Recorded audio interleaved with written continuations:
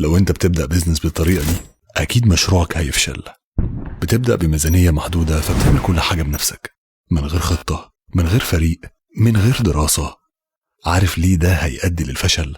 لأن كل حاجة في البيزنس مربوطة ببعض، استراتيجية، تسعير، تسويق، تشغيل. لو شلت ده كله لوحدك هتنهار. طب الشركات الناجحة بتعمل ايه؟ بيفكروا صح، بيبنوا فريق، لكل حاجة حد متخصص، من أول استراتيجية البيزنس والتشغيل لحد التسويق الرقمي والمبيعات.